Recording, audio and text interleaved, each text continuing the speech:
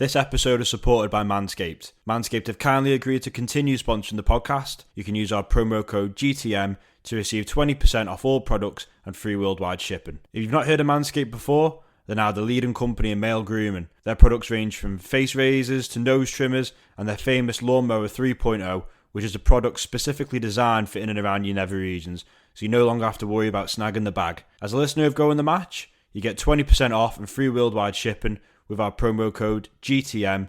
Head over to www.manscaped.com to have a look at all their range of products to grab yourself an absolute bargain.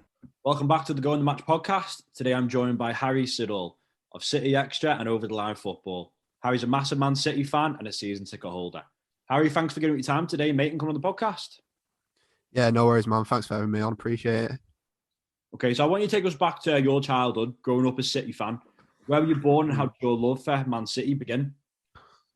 A very boring answer, but I was automatically a City fan through my parents. I remember it's quite a funny story of when I was born that they said to me, you know, you can do whatever you want in life. You can be whatever you want, but you're a Manchester City fan.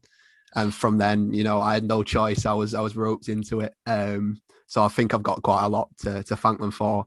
I grew up in an area called Salford in Manchester. And if you know Salford, it's a predominantly red area. Mm-hmm. So primary school, I was the only City fan. High school, I was one of three, but the other two were, you'd say you're probably more casual fan. I was the only one who was like regularly going games and stuff, which is weird for me now. So when I go into primary schools, if I'm like doing voluntary coaching or something like that, I get a new class in and it's like 7 or 8 kids have got City shirts on. And that's alien to me because I used to go in, it just used to be Manchester United everywhere.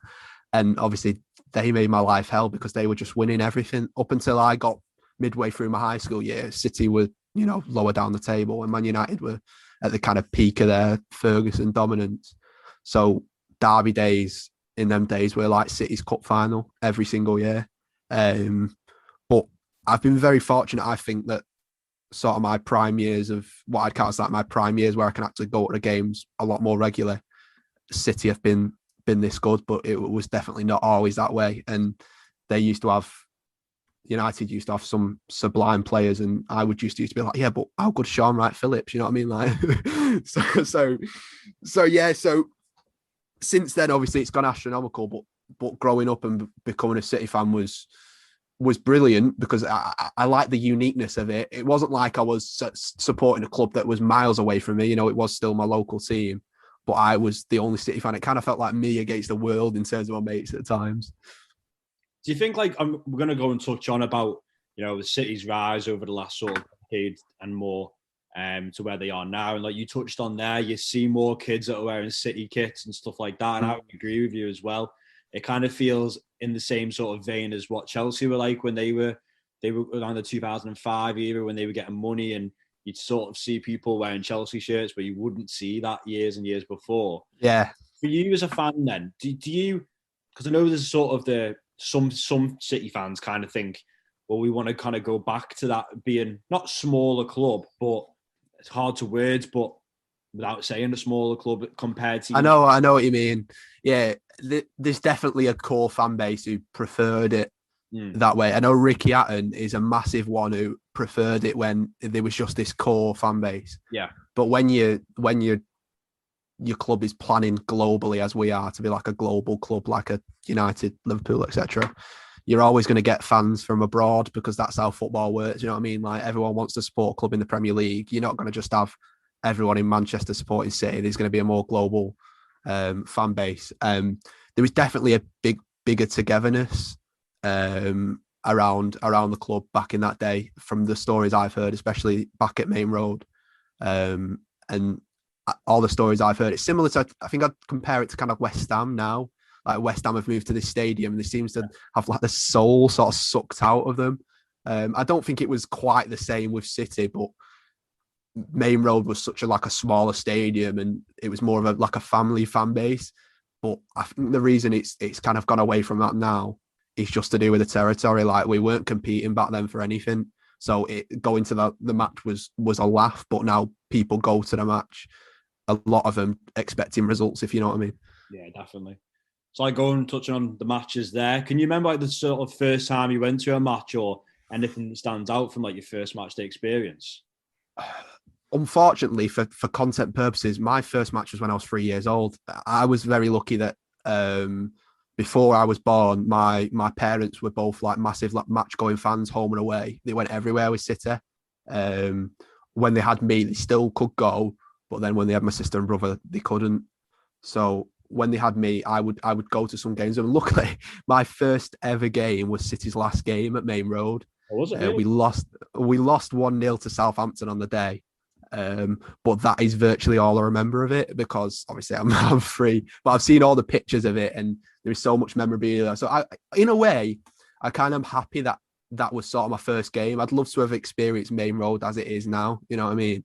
Definitely. But for a first game, it's not a bad first game to say that I've been there. But obviously, typically City lost on that day. So you touched on like the Main Road then, and obviously you're now at the Etihad. I've never actually been myself, but I know from people that have experienced it, they say that it's a good ground, especially in this day and age. But maybe something that slightly takes away from the match day experience is there's not much in and around the ground. Like being a Liverpool fan myself, we're obviously quite well. We've got a lot of pubs around Anfield, which is good for away fans too. Just wanted to kind of get your thoughts on that as well. Yeah, it probably is the case for away fans thinking about the area. But when the stadium was built for the Commonwealth, it's a bit of in a really deprived area of Manchester, and it's only because of sort of City's investment that it has become like a really, really nice area. Yeah. I mean, there's a university there now. There's countless cycling arenas, tennis arenas. There's loads around there now, and obviously that is something that the owners have done that probably doesn't get as much praise as it should do. And even like the city and the community program that's been going for 100 years. That's been going for long before the investment have come in. So they've done a lot around that area. But I think it's all to do with ritual. So like for City home fans, there's a pub around City called Mary D's, and I know that's a lot of the kind of the hub where all the City fans go if they're going for there. Me personally, home games for me, I go with my granddad, so it's a bit of a different thing. So I like to meet up with my granddad beforehand and go onto the concourse, have a drink and speak with him. So I think it all, for home fans in particular, it depends on what your specific rituals are and what you like doing before a game. But I can understand the point in the away fans, because you know where the coach is parked, you literally just shove straight into the concourse, especially if it's like a big game like Liverpool versus City, for example. So yeah, I could see that. But for home fans, there is areas around there that have just become like such a staple that they don't want to do any different. They want to go to this specific place and then go to the game. So touch on like away grounds now as well. Have you got sort of away games or grounds or stories or anything that you could share with us that you've enjoyed over the years? I'm not too sure how it works with other clubs, but City do a point system for away games. So it's like advertised on the Twitter, and it's like 24,000 plus on your season ticket are going on sale at this time. So for a fan of my age, it's virtually impossible to get onto the away ticket system if you want to comfortably get tickets for the likes of Anfield or Old Trafford or them sort of things. And it's weird the way it works. So it's like you get tickets for your season ticket, and then you get tickets. So like they do initiatives. So it's like, obviously if City draw Burton at home in the Carabao Cup third round, not many are going to go. So the offer is that you get double your points for that game if you buy it and stuff like that. But how long that's been going on, it'd be impossible for someone my age to break into that sort of ticket band until I'm like 50, 60, unfortunately. But it doesn't mean I've gone to quite a few away games, and obviously we call Wembley Etihad South because we seem to be there virtually most years. And obviously the one that probably sticks out in every City fan's mind is the FA Cup final in 2011. Maybe the semi-final, but I was in City Square for that day. And that was just such a nervy atmosphere. But the final that day of kind of ending that way and tearing that kind of 44 years banner down at Old Trafford was such an apprehensive day, because looking at it on paper, City should have absolutely tonked Stoke, but City being City, we were kind of thinking of how it was going to go wrong. So Wembley's always a nice day out, but I've been to other grounds that I'm quite happy because I'm a keen like ground hopper type of fan. Like I'd love going to other grounds. Yeah. So whenever I get a chance to get an away ticket, I can get it. So White Hart Lane is one that I'm really happy I got before it was knocked down. That was in like the peak of Aguero's powers. He won the Golden Boot that season. He was on fire. He got the winner that day. There's other like significant moments, like at the start of Pep's reign, I went to Watford, and I don't know with away tickets for Liverpool, but Watford is such a small allocation that it's virtually impossible to get tickets there. So when I got there, City demolished them that day, like 6-0. But that was a great. It depends because you have your core like away fans that go every week, so you know who's going to be there and who's not. So getting hold of the away tickets has always been the harder problem for me. But when I go, I always say that City have got some of the best away support in the country, and I know a lot of fans say that, but it's always brilliant. But the next part of it for me will be trying to get hold of these sort of big European tickets and the big games at like Old Trafford and Anfield, because it's virtually impossible for a kid my age without absolutely grafting to try and find a tout who's selling one, and that's virtually impossible because everyone wants to go to these games, especially now when we go back. So that's probably the next stage for me. But we've had some brilliant away days, but Wembley, that FA Cup 2011 final is probably the one that sticks out in my mind. I suppose like with City progressing and becoming a bigger club and getting more experiences in Europe, and you kind of expect City to be in Europe every year now. Yeah. I suppose when I've done the podcast speaking to different guests of different clubs on here, the ones that aren't lucky enough to be in Europe, they always talk about having that ambition to go to a foreign country and experience that. Is that something now that with City, that not that you take it for granted, but you expect City to be in Europe every year?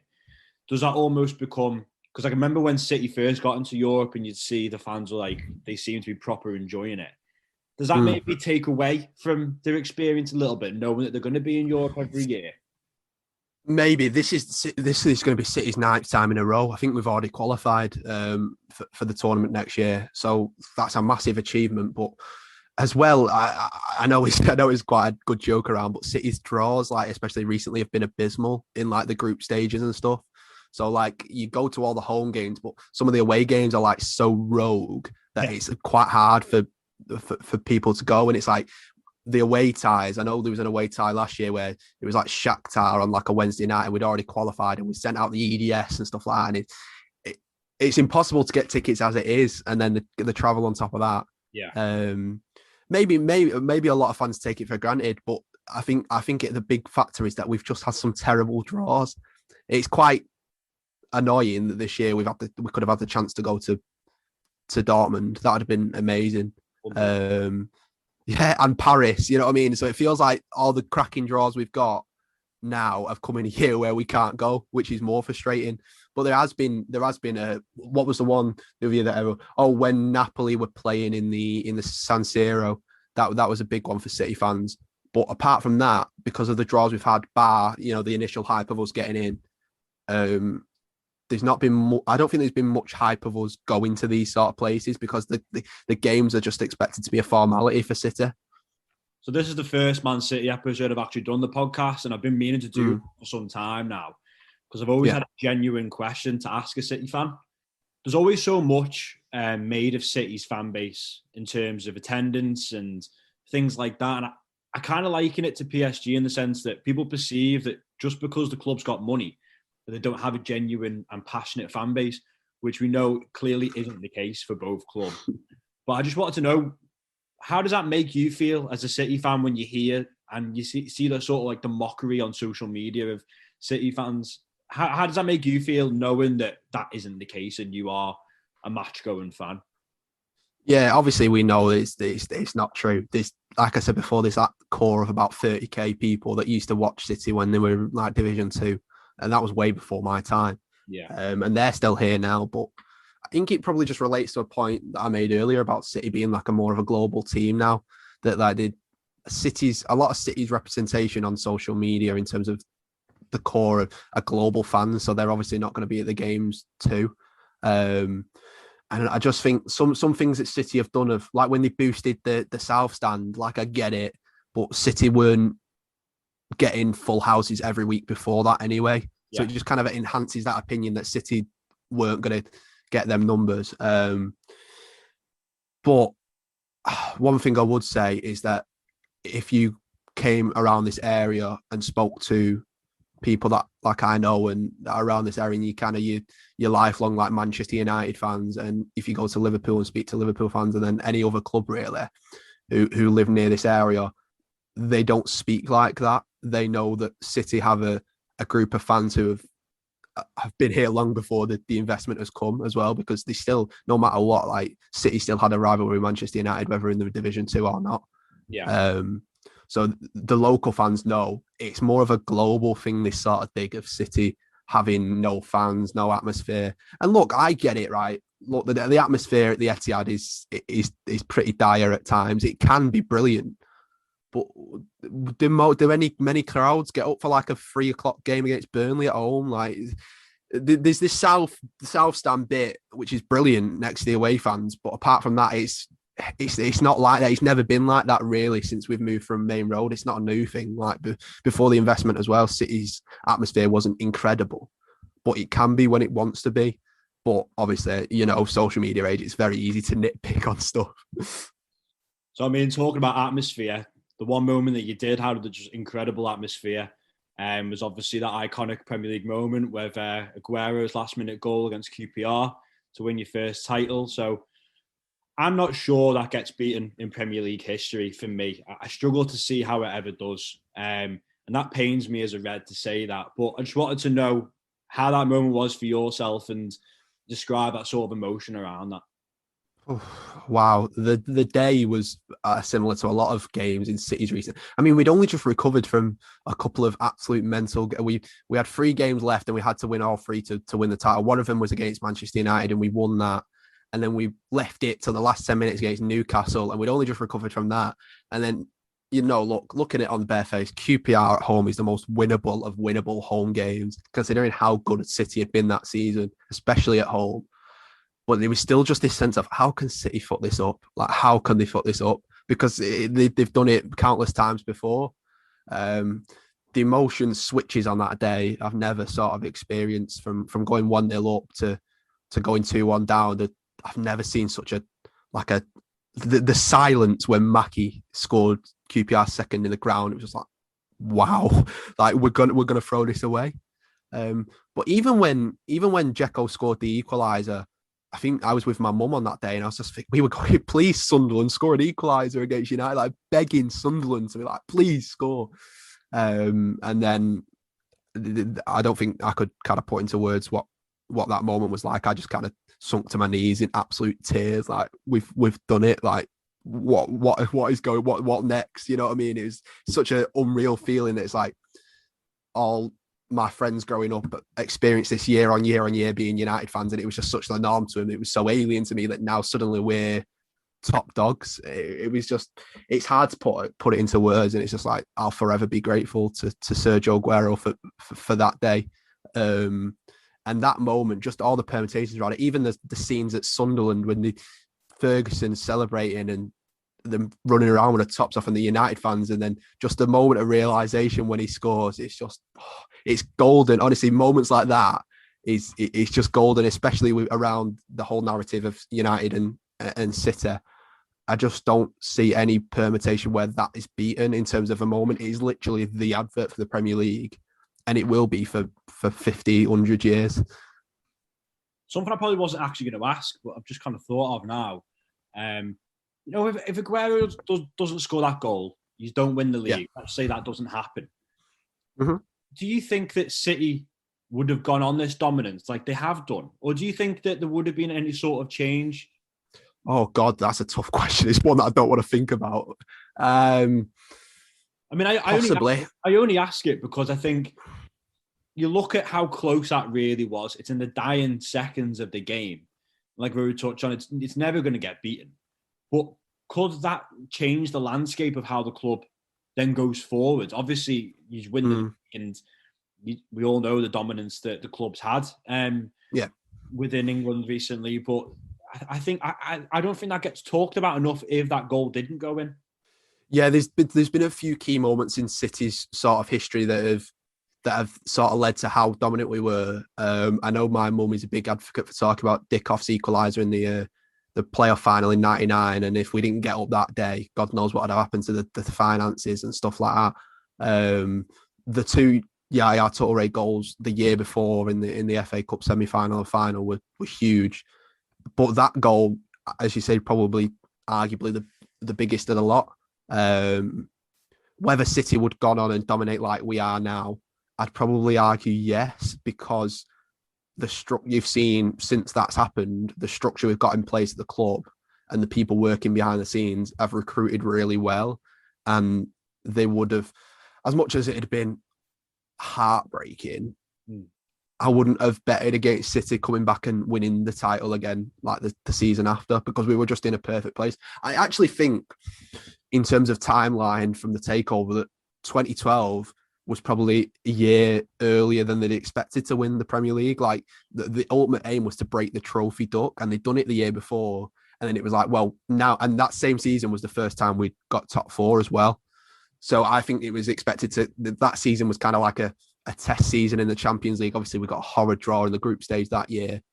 And then in the league, just see how we did. But by January, it was looking like City were really going to mount a title charge. And to get put in the position we were in, and if we would have threw away like that, especially to United, it could have had massive psychological effects. Yeah. But I'm also confident that the people in charge of the club are too clever. And as much as I think they would be emotionally invested, they're not as emotionally invested as fans. So it's like a business. So they would have seen it a lot differently, and there'd have been a lot more investment.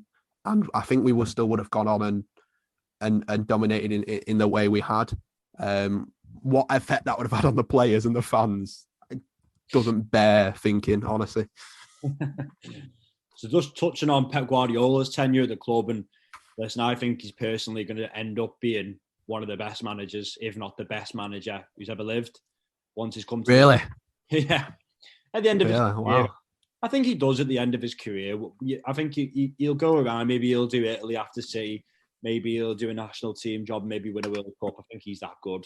Right. But I just wanted to get your thoughts as a City fan on what you love most about Pep. If you had to single one thing out, I'm gonna have to say his dedication. Not just to like a game by game basis, but to City.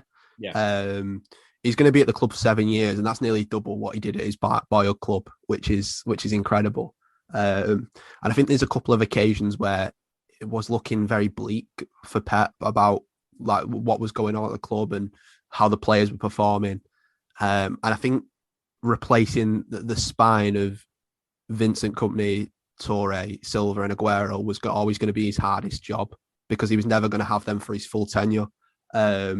But since then, he's took us to heights that I didn't even know we could achieve. 3 Premier Leagues in 4 seasons is sort of Fergie style dominance, isn't it? Like no one speaks about it, but like it is. That's how Fergie used to dominate the league.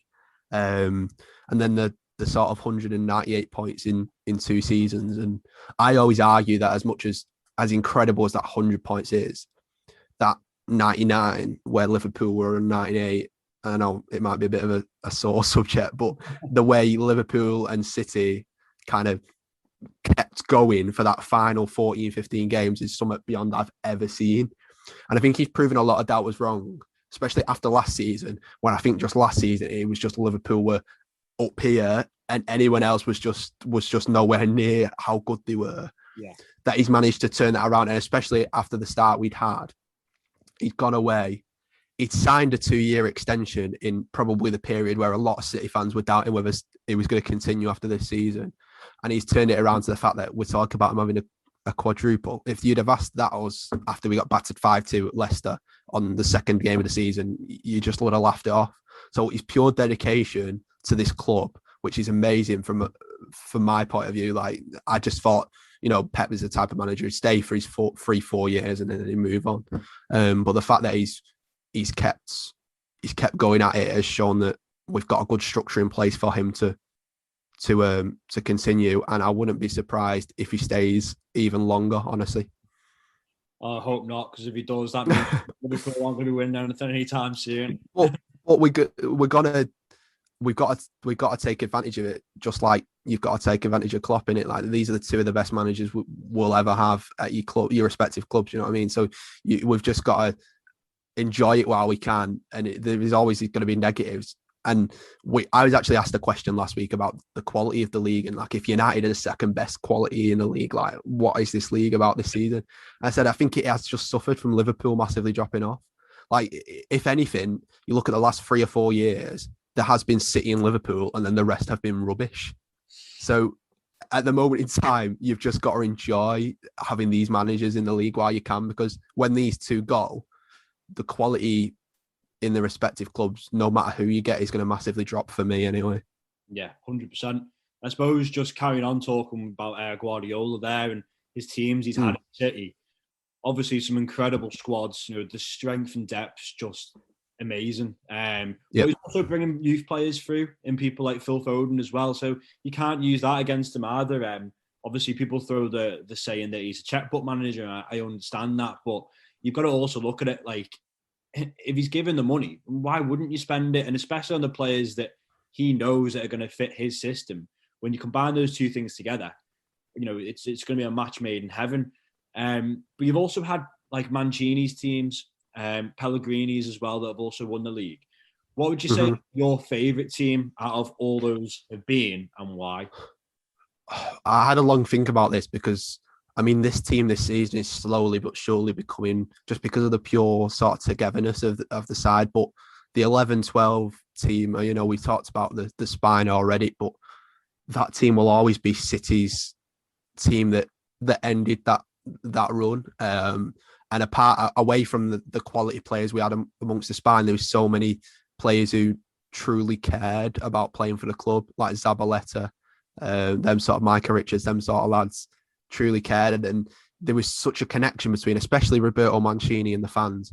And Pep will go down as City's greatest ever manager, no doubt, but Mancini will always hold such a special place in City fans' hearts, because he got what it meant to manage City. You know, he hated United with everything he had. He hated Ferguson. He hated everything to do with United.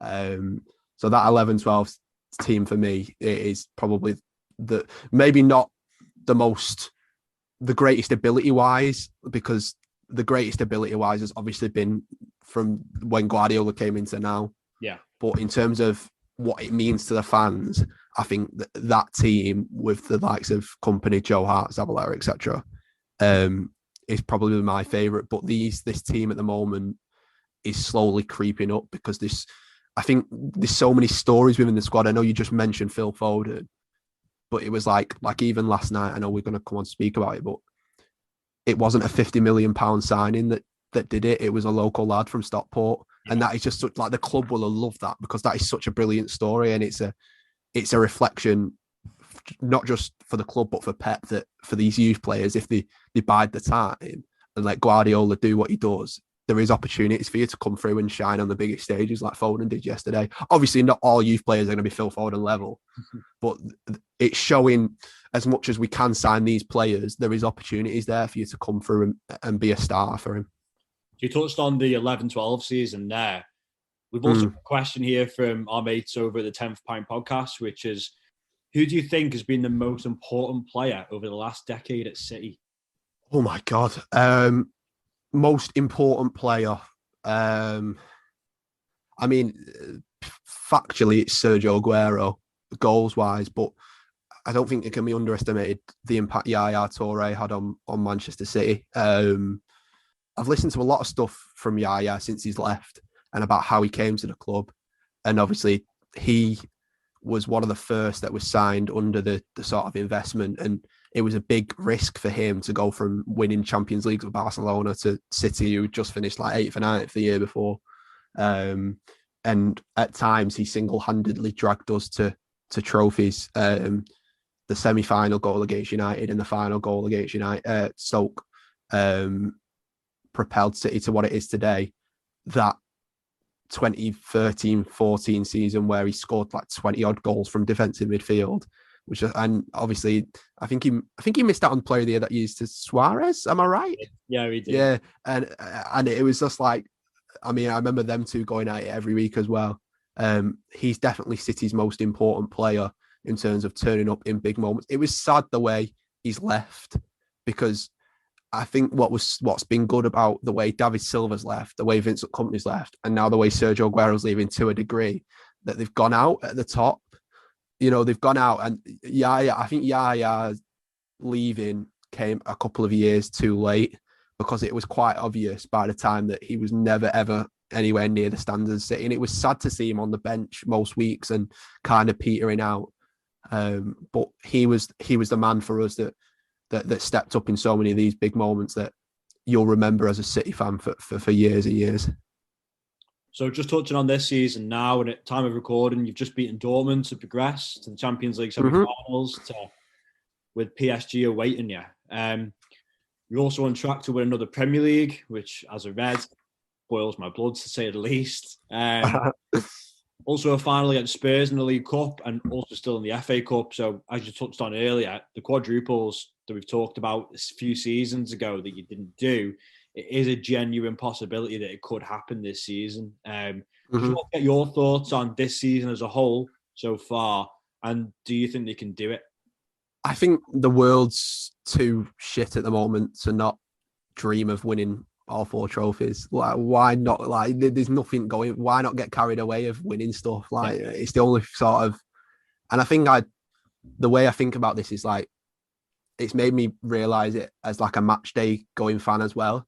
Like how important going to the match day was for me, because as much as I love watching football and City and stuff, it's all to do with the experience of going to a football match. Like, I'm a season ticket holder, and I go with my granddad every week. And throughout this whole time, the realization that you don't go to football for that 90 minutes, you go to the football for the experience with your family and your friends, has really like dampened me and proper made my mood horrible throughout this whole time.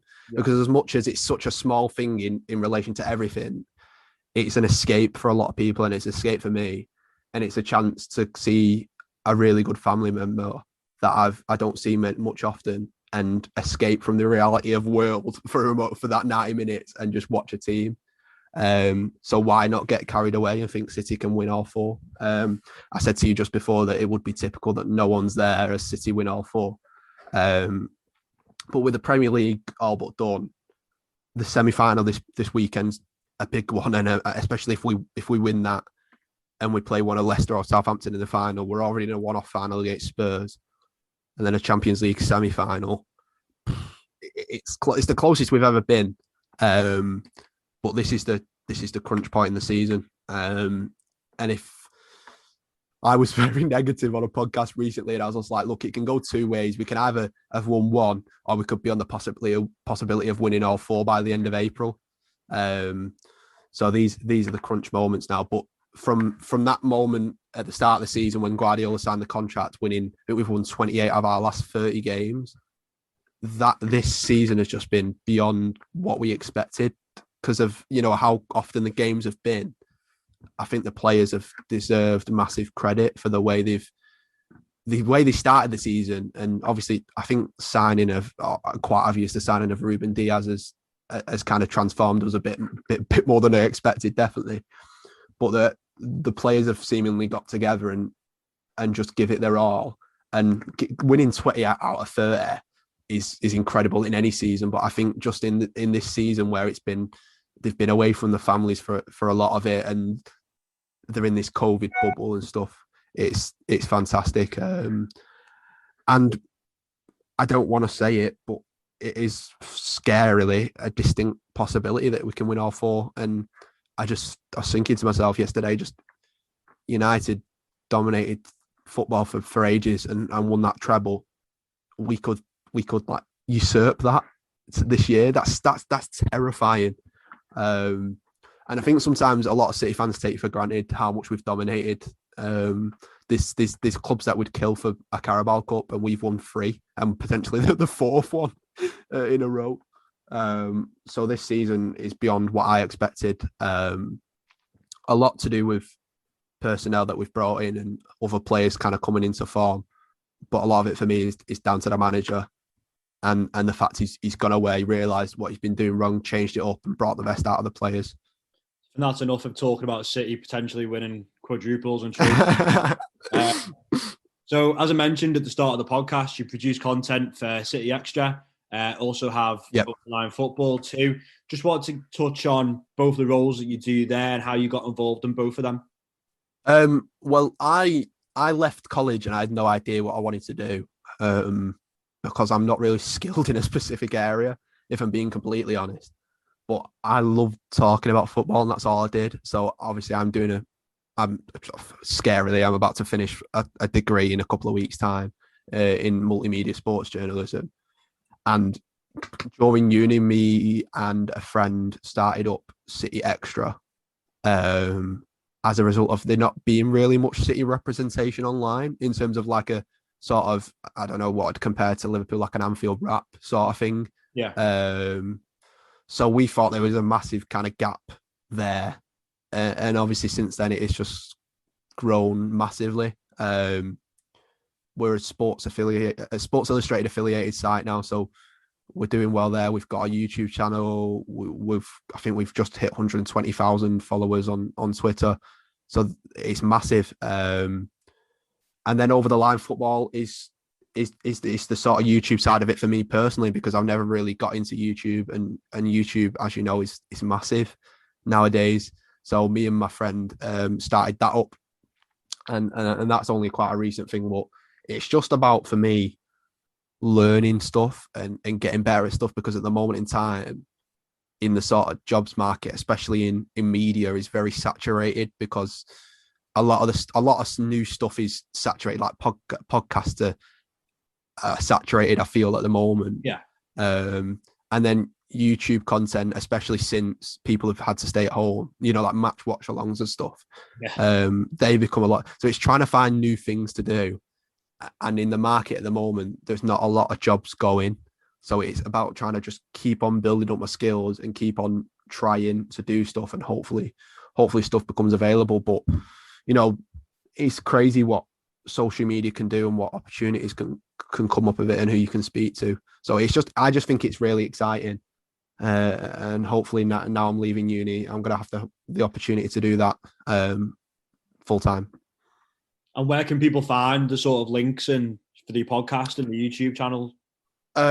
City Extra is just at City Extra, City_Extra on Twitter. Should be pretty easy to find. YouTube is Over the Line Football. You can access it through Twitter if you want. It's at Over the Line YT on Twitter. But the YouTube channel is it's not a City thing. It's like a general football thing. So we talk a lot about England because my friend's a Bristol City fan. So there's not much kind of championship representation on YouTube at the moment. So he talks a lot about them, but we tend to focus a lot more on the England side of it, especially with the Euros coming up. So if you like that sort of chat and want to get involved, feel free to go and subscribe. Fantastic. So finally, the podcast is centered around Going the Match. So with every podcast we're doing, I want to end by asking, what are your top 3 favorite matches you've ever been to or seen? Right, so can we just get one out of the way? One is obviously QPR versus City. That will always forever be my number one. I was tempted to do a top 3 without it, but you can't not mention it when you talk about favourite games as a City fan. In third, I've gone with the 6-1 at Old Trafford, not just due to the absolute battering we handed them out in their own backyard, but in terms of what it symbolised for City. A year after kind of finally ending the trophy drought, they've gone to the nearest rival's backyard and absolutely spanked them. There's so many iconic moments in that game. The "Why Always Me" Bartelli t-shirt, Silva's volley for the 5th goal. There's the funny moment when Dzeko doesn't even realise how many City have scored. They've scored that much. It's just the absolute battering we handed them out on that day. Sort of symbolised City wanted not just to be the sort of the top dogs in Manchester, but competing for trophies, both in Europe and in the league. And then Second, I couldn't really. I tossed and turned between a few. Obviously, the semi-final against Manchester United in the FA Cup in 2011 and the final were both brilliant. But I've gone for a more recent one, and I've gone for City 1, Leicester 0 with Vincent Kompany's goal, just purely for kind of Vincent Kompany. That the whole kind of tension on that day was unbearable. The Monday night, when you've got an 8 o'clock game, it's horrible. You wake up and you've still got 12 hours to kind of stew on it. It like ruins your entire day because you've got 12 hours to stew on it. Yeah. And City were rubbish that day. It was really cagey, nervy. There was pot shots from 30 yards. And I think that's what led to me being firmly in like the Sergio Aguero, no Vinny, don't shoot camp when it came about. And horrible. The silence just as Vinny was about to shoot. And I went, don't shoot from there. And he just smacked it in. And for City fans, especially that have lived through City's era now, if there was one player that deserved that moment, it was Vincent Kompany. He's a player that gets talked about as one of the best Premier League centre-backs, but he never played as regularly as we'd hoped for him. Injuries were horrible to him for such a quality player, but maybe even never the most naturally gifted of defenders, although I thought he was a brilliant defender. He was just a pure and utter leader. And the fact that he was bought before the investment, he kind of captured everything that every City player should aspire to do when they pull on a shirt. He was literally Mr. Manchester City. And I had a feeling a couple of weeks before the game that this might be Vincent's last season, just the way he was acting. And when he scored that goal and did the lap of honour, he was in tears, and I knew that. But what a way to go out for him. So that whole day and the whole relief of that, and I know we had another game to win it, and obviously that went a bit nervy at the start as well. But that felt like the title was done. And for him to have that moment, for me, he's one of my favourite City players ever. And just for that moment alone, I put that in second behind the QPR moment, and then the 6-1. But I think it's a testament to how good it's been in the last couple of years that there is so many moments that I could have interchanged them with. QPR is one, and it's far one. But then any selection of moments before, it's just what you prefer. Me being a local City fan, beating United will always be in my top three. But for other fans, there's other moments that symbolise different parts in their sort of City fan journey. But for me, beating United's always sort of number one priority in the season. Fantastic. So just before I let you go, mate, just a massive thank you for coming on, giving up your time. Really appreciate it. No worries, mate. Thank you for having me on. I've enjoyed it. If you enjoyed that episode and want to keep notified for future episodes, please make sure you subscribe, follow and share, and of course, leave us a 5-star rating. You can now follow us on Facebook, Instagram and Twitter, all at Go in the Match, to keep updated for future episodes and updates on the podcast.